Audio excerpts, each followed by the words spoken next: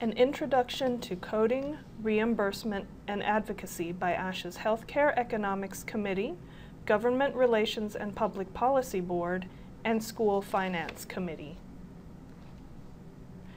One of the objectives of ASHA's Healthcare Economics Committee is to educate members and students regarding the requirements for billing third-party payers. In order to address the needs of students, the committee prepared a number of online modules regarding basic concepts in billing and coding. ASHA's Government Relations and Public Policy Board saw a need to educate students and new members on advocating for the professions. Likewise, ASHA's School Finance Committee wanted to educate students and new members, especially those in school-based practices, on how school funding works and how members can advocate for themselves and their students in the workplace. The first two presentations cover the two major coding systems used in billing, those for procedure coding and those for diagnostic coding. The next two modules introduce documentation requirements for healthcare settings. One program relates to speech-language pathology services and the other to audiology. The final two coding and reimbursement modules relate coding, documentation, and additional reimbursement reporting requirements directly to each of the professions. Module 7 was developed by ASHA's Government Relations and Public Policy Board.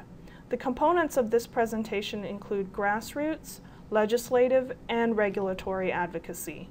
You will also find useful steps to help you become an advocate. Module 8 was developed by ASHA's School Finance Committee. It provides a background for funding and advocacy for school-based speech-language pathology and audiology services. The coding and reimbursement modules were created so that those who complete the series will be able to identify the appropriate procedure and billing codes from which to choose for a particular patient and describe the documentation requirements for payment. By completing the Advocating for Our Professions module, you will have increased knowledge of advocacy and a greater understanding of how you can make a difference for the professions and the clients we serve. Completion of the School Finance module should help anyone who is considering working in schools. This material should provide a good foundation for understanding school funding. A number of online resources are included in the modules. An example is the Billing and Reimbursement website created and maintained by ASHA's Healthcare Economics and Advocacy team.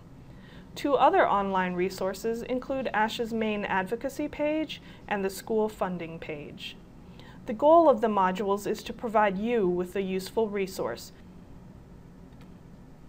At this time, you may proceed to the first module on current procedural terminology, or CPT.